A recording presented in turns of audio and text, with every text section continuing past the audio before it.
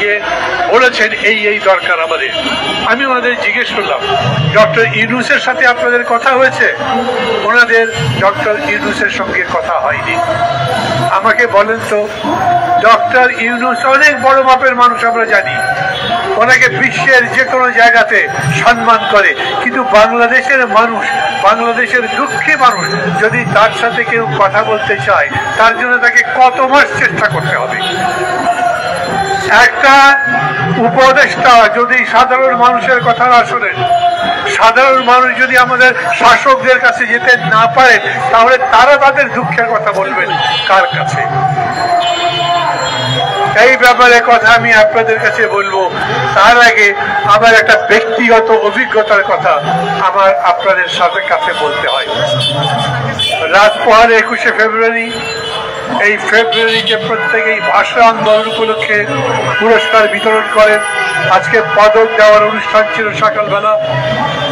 আমার এত বছরের রাজনীতির জীবনে আমি কোনোদিন সরকারি এই রকম কোনো অনুষ্ঠানে দাওয়াত পাইনি। এইবার তারা দাওয়াত করেছেন, আমি রাজি হয়েছি, আমি গেছি। 11টার সময় অনুষ্ঠান হবার কথা, আমি সেখানে পৌঁছেছি 11টা বাজতে 20 মিনিটে। আমি একটু নাদান মূর্খ ধরনের লোক, আমি জানি না কোন গেট দিয়ে ওসমানী উদ্যানে প্রবেশ করতে হয়। পরপর 4টা গেটে গেছি। যারা যারা সেখানে পাহারাই ছিলেন তারা বলেছেন এই গেটে না স্যার, সামনের গেটে যেতে হবে। আমি বলেছি ভেতরে কোনো রাস্তা নাই, বলেছে না ভেতরের রাস্তা বন্ধ। শেষ যে গেটে গেছি তখন 11টা বাজতে আরো 15 মিনিট বাকি আছে। যারা সেখানে পাহারাই ছিলেন তারা বলেছেন মূল ফটক বন্ধ করে দেওয়া হয়েছে, আপনি প্রবেশ করতে পারবেন না। আমি বললাম তাহলে আমি করবো কি এখন? তারা বলছেন আপনি গাড়ি থেকে নেমে যেতে পারেন। আমি মনে করলাম নেমে তারপরে হেঁটে হয়তো ভেতরে প্রবেশ করতে পারবো। আমি নেমেছি, হেঁটে যখন গেট দিয়ে প্রবেশ করতে গেছি তখন আবার বলেছেন আপনি যেতে পারবেন না। আমি বলেছি কেন, আমি তো লেট নই। কোন মন্ত্রী, কোন উপদেষ্টা 10 দিন বিলম্ব করে দেশে এসে শপথ দিয়েছে। আমি মাহমুদুর রহমান মান্না 50 বছর ধরে রাস্তায় রাস্তায় আন্দোলন করেছি, লড়াই করেছি।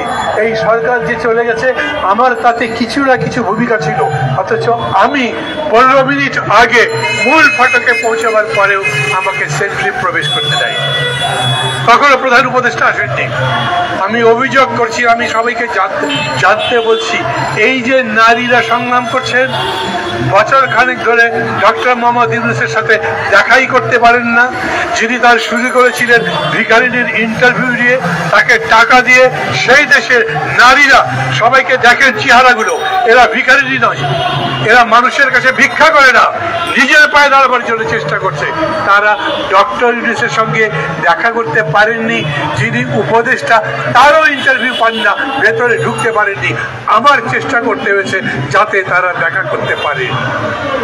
আমি প্রফেসর মোহাম্মদ ইউনূসকে বলি, স্যার আমি জানি না আমার কথা আপনার কানে পৌঁছাবে কিনা, আমি জানি না আজকে এখানে যে কথাগুলো বলছি আপনার উপদেষ্টা, মহিলা বিষয়ক উপদেষ্টা যিনি আছেন তার কানে পৌঁছাবে কিনা, কিন্তু এইভাবে পাশের ব্যবস্থা করে তারা তার সাথে দেখা করেছেন। কি বলেছেন তিনি? কোনো জবাব দিতে পারেননি। ওনারা উকিলের কাছে গেছেন, রিট করেছেন, এবং আমি তাদেরকে বলেছি আইনি পথে যাওয়া ছাড়া আপনাদের কি পথ আছে এখন? ওই আইনে ওই বিচারের রায় কতদিনে হবে? ততদিন পর্যন্ত ওনাদের ব্যবসা থাকবে, ওনাদের পুঁজি থাকবে, ওনারা ধ্বংস হয়ে যাবেন না। আর এরা যদি ধ্বংস হয়ে যায় তাহলে তার জন্য ডক্টর মোহাম্মদ ইউনূস আকাশে না মঙ্গল গ্রহের উচ্চতাও যদি উঠে থাকেন, তাদের প্রশ্নের জবাব তো আপনাকে দিতে হবে। আমি আপনাকে কাঠ গড়ায় দাঁড় করাবার জন্য কথা বলছি না, আমি শুধু বলছি আমরা তো সেই রকম সরকার চাই যেই সরকারের কাছে সহজে যেতে পারবো। আমরা সেই রকম মন্ত্রী চাই যার কাছে আমাদের মনের কথা বলতে পারবো। আমাদের এই দেশে যখন জিনিসের দাম বাড়ে যদি সেই কথা সরকারকে বলতেই না পারি, সরকার যদি আমাদের কথা নাই শোনে, তাহলে সেই সরকার থেকে লাভ কি? কি সংস্কার আমাকে বোঝান। যেই সংস্কারে মানুষের রুটি রুজির কোনো ব্যবস্থা হয় না, যেই সংস্কার মানুষের জীবন এতটুকু বদলে দিতে পারে না, সেই সংস্কারের পেছনে ওরা তো সবাই ওই যে সুকান্তের মতো কবিতা বলবে, ক্ষুধার্ত শিশু চায় না স্বরাজ, চায় শুধু চাই দুটি ভাত একটু। এরা তো সেই রকম পর্যায়ে পৌঁছে যাচ্ছে। এই যে মা বোন দাঁড়িয়ে আছেন, আমি বলি এদের ছবি যারা তুলছেন, পারেন যদি ডক্টর মোহাম্মদ ইউনূসের কাছে বলেন এই চেহারাগুলো মনে রাখেন, 6 মাস পরে এরা কোথায় থাকে সেটা দেখিয়ে। দেশ উন্নতি করে কিভাবে? আপনি নিজেই বলছেন চাকরি খোঁজেন কেন, চাকরি তৈরি করেন। এরা চাকরি তৈরি করছেন, নিজেরা এমপ্লয়মেন্ট করছেন, অন্যদের সেখানে এমপ্লয়মেন্ট দেওয়ার ব্যবস্থা করছেন। আর আমাদের পজিশন এরকম হয়ে গেছে, এখন ডক্টর মোহাম্মদ ইউনূসের সিকিউরিটি এত ইম্পর্টেন্ট যে 15 মিনিট আগে সদর দরজা বন্ধ করে দিতে হবে। কেন? আমি সত্যি আমার জীবনে এত বড় অপমানিত কখনো বোধ করিনি। এই দেশে একটি রাষ্ট্র অনুষ্ঠানে রাষ্ট্রের পক্ষ থেকে আমাকে দাওয়াত করবার পরে আমার কাছে কার্ড পাঠানো হয়েছে। কার্ডে লেখা হয়নি কটার সময় আসন গ্রহণ করতে হবে, কার্ডে লেখা হয়নি 15 মিনিট আগে গেট বন্ধ করা হবে, কার্ডে লেখা হয়নি সব জায়গায় যেমন থাকে প্রধান অতিথি পৌঁছবার আগেই দয়া করে পৌঁছবার চেষ্টা করবেন। আমি তো প্রধান অতিথি যাওয়ার আগে পৌঁছেছি, তারপরে আমি কার কাছে বলবো? এটা নিজের কাছে এত ছোট মনে হয়েছে যে এই কথা আমি যদি বলতে যাই, অনেক উপদেষ্টা আছেন, উপদেষ্টারা কিছু মনে না করলেই খুশি হব, যারা হয়তো 7 মাস আগে 8 মাস আগে আমার সাথে দেখা করবার জন্য বসে থেকেছেন।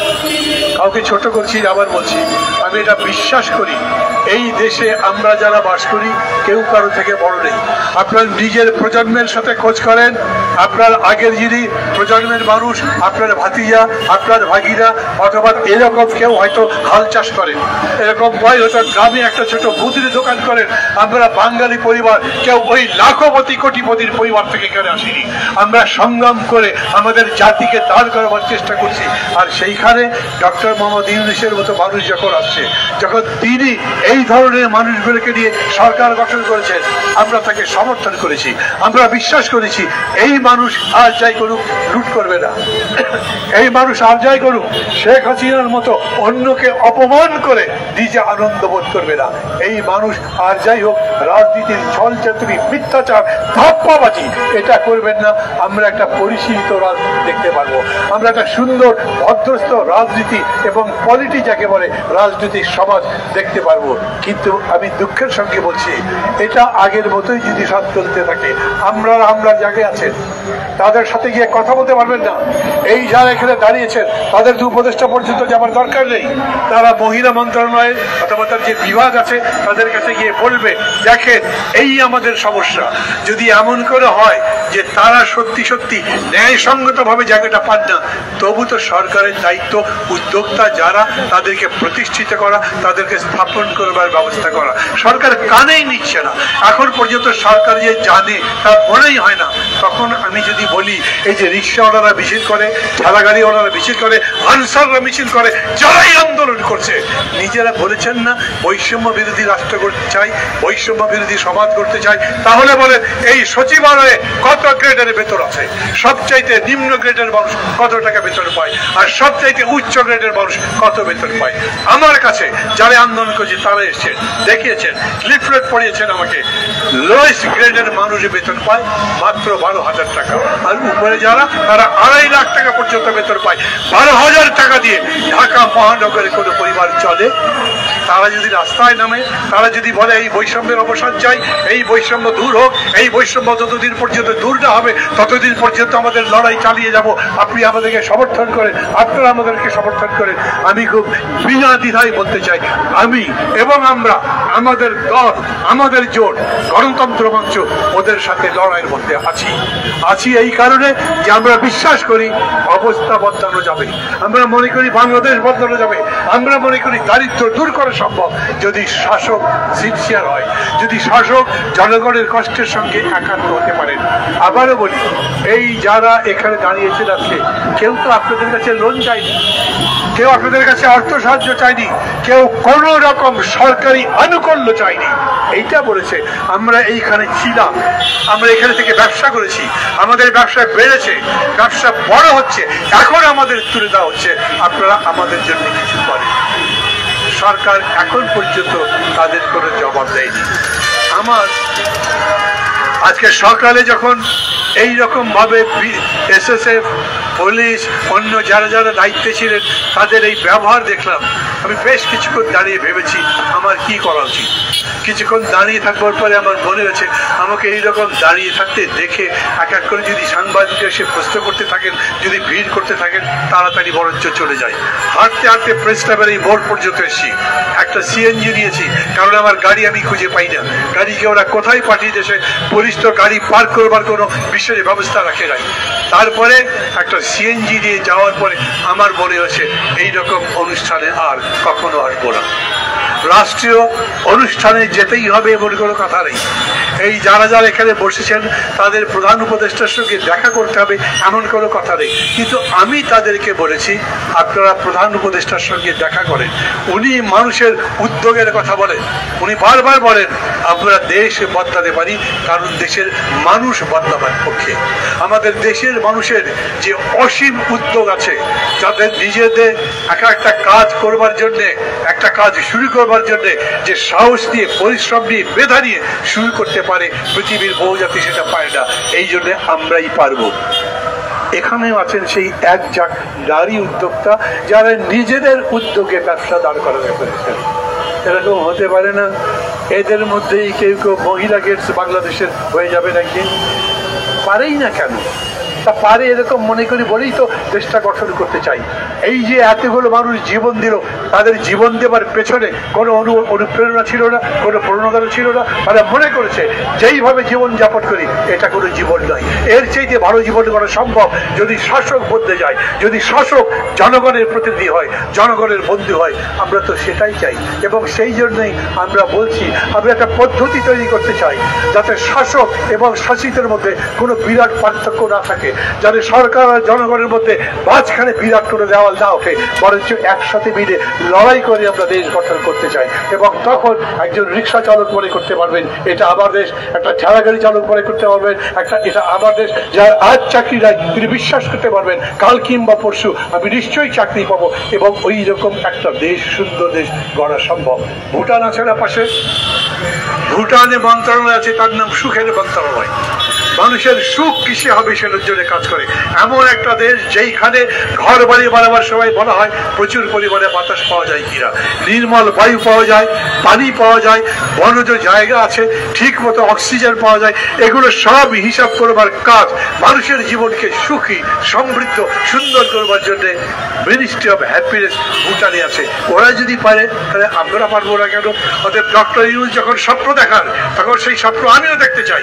আমি তার ছাত্র ছিলাম, আমি তার ছাত্র। পড়াশোনা যখন আমাদেরকে পড়াতেন তখন যেটা দেখেছি আজও দেখি তিনি সেই রকম কিছু করতে চান, কিন্তু বাস্তবে যখন দেখছি, এদের দেখছি, অন্যদের দেখছি, তখন প্রশ্ন করতে ইচ্ছা করে।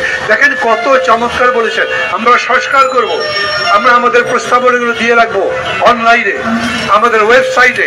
আপনারা পড়েন 100টা প্রস্তাব আছে, মনে হলো যে 98টা প্রস্তাব ভালো, লিখে দেন ভালো। 2টা প্রস্তাব খারাপ মনে হয় সেটার পাশে কাটা, লিখে দেন এই কারণে এটা পছন্দ করি না। আপনার যদি মনে হয় 100টা প্রস্তাবের মধ্যে প্রয়োজনীয় আরো 5টা প্রস্তাব বলে নাই সরকার, সেই 5টা প্রস্তাবও লিখে দেন। সবগুলো মিলিয়ে আমরা করবার চেষ্টা করব। মিষ্টি মিষ্টি কথা বলে, সুন্দর কথা বলে, আমি অ্যাপ্রিসিয়েট করছি, কিন্তু তার সাথে সাথে এই প্রশ্ন করছি, দেখেছেন তো ওই দিনই ওই জায়গাতে রাজনৈতিক দল বিভিন্ন প্রশ্ন করেছে। যেইভাবেই বলে রাজনীতির শেষ প্রশ্ন হচ্ছে রাষ্ট্র ক্ষমতার প্রশ্ন। অতএব যেই সমস্ত দল বড় তারা ভাববে এই প্রস্তাব মানলে পরে আমার রাজনীতিতে সুবিধা হবে, আমার ক্ষমতায় যাওয়ার পথ উন্মুক্ত হবে। কেউ যদি কোনো দলকে গালাগালি করেন, ওরা খালি ক্ষমতার চিন্তা করে, ভুল করবেন, কারণ ক্ষমতার প্রশ্নটাই রাজনীতিতে মুখ্য প্রশ্ন। নির্বাচন যখন হয় সেই নির্বাচনে দলগুলো করে কেন নির্বাচন? জিতে ক্ষমতায় যেতে চায়, তাই বলে তো। কিন্তু আমরা বলি আপনি ক্ষমতায় যাবেন, কিন্তু সেটা হতে হবে একটা পরিশীলিত পদ্ধতিতে। অন্যের গলা মোটকে ক্ষমতায় যেতে পারবেন না, অন্যের ঘাড় ভেঙে ক্ষমতায় যেতে পারবেন না, বরঞ্চ জনগণের ভালোবাসা নিয়ে, তার সমর্থন দিয়ে ক্ষমতায় যেতে হবে। এখন পরিস্থিতি দাঁড়িয়েছে, একদল বলছে সবার আগে স্থানীয় সরকারের নির্বাচন, আর দল বলছে না সবার আগে জাতীয় সংসদের নির্বাচন। কি লিখে দেবে, কোনটার পক্ষে? এখন দেখা গেল 42টা দলের মধ্যে 18টা দল লিখলো আগে স্থানীয় সরকারের নির্বাচন, আর 24টা দল লিখলো না আগে সংসদ নির্বাচন। ডক্টর মোহাম্মদ ইউনূস, আপনি তো কোনো জাতীয় ঐক্যমত্য করতে পারবেন না, মিলবে না। যারা আগে সংসদ নির্বাচন চায় তারা ওটা চায়, যারা আগে স্থানীয় সরকার নির্বাচন চায় তারা আগে সংসদ নির্বাচন চায় না। মিলাবেন কেমনে?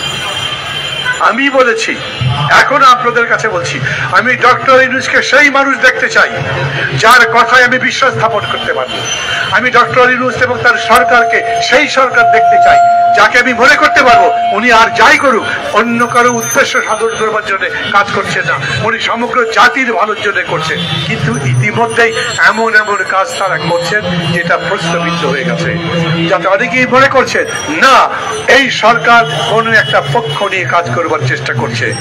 আমি আবার আপনাদের কাছে জিজ্ঞেস করি, এই যে দুই রকম প্রস্তাব, এই রকম আরো আছে, একটা উত্তর মেরুতে আর একটা দক্ষিণ মেরুতে, এগুলো মেলাবেন কিভাবে? মেলাতে যদি না পারেন, আপনি যদি বলেন ঠিক আছে ছেড়ে দিয়ে আমি চলে যাব, ছেড়ে দিয়েও তো যেতে পারবেন না, কিছু একটা সিদ্ধান্ত আপনাকে দিতেই হবে।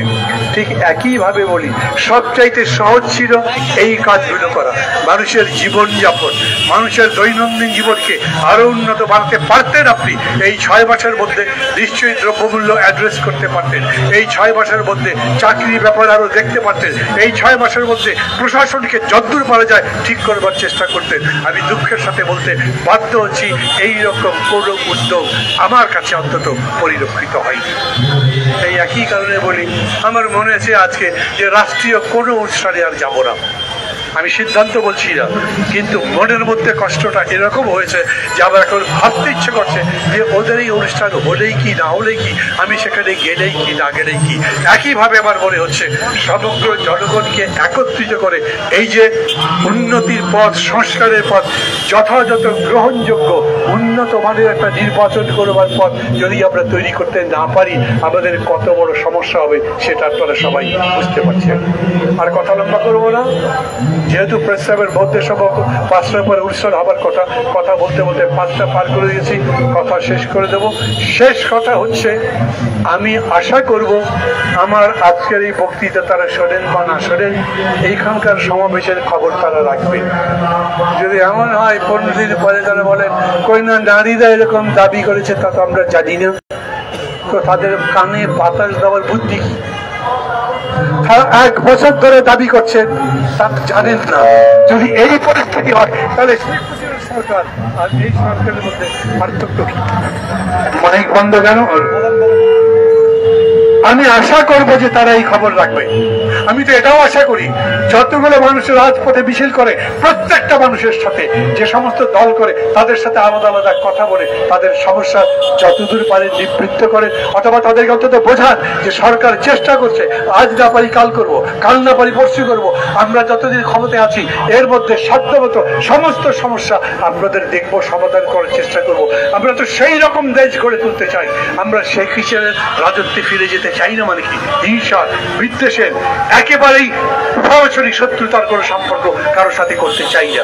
আমরা একটা ঐক্যমত্যের সরকারে বিশ্বাস করি, আমরা বিশ্বাস করি সমস্ত মানুষের মতামতের ভিত্তিতে একসাথে সামনে যাবে, এবং সেই লক্ষ্যে আমি এটাও বিশ্বাস করি এই নারী উদ্যোক্তারা, আমি আন্তরিকভাবে বিশ্বাস করি তারা এই দেশের সম্পদ, তারা এই দেশকে আরো অনেক কিছু দিতে পারেন। এরকম আরো যত আছে উদ্যোক্তা উদ্যোক্তা তৈরি করা আমাদের কাজ। সেই পথেই সরকার হাঁটবেন। সরকারের ভালো হোক, দেশের ভালো হোক, আমাদের সবার ভালো হোক। খোদা হাফেজ।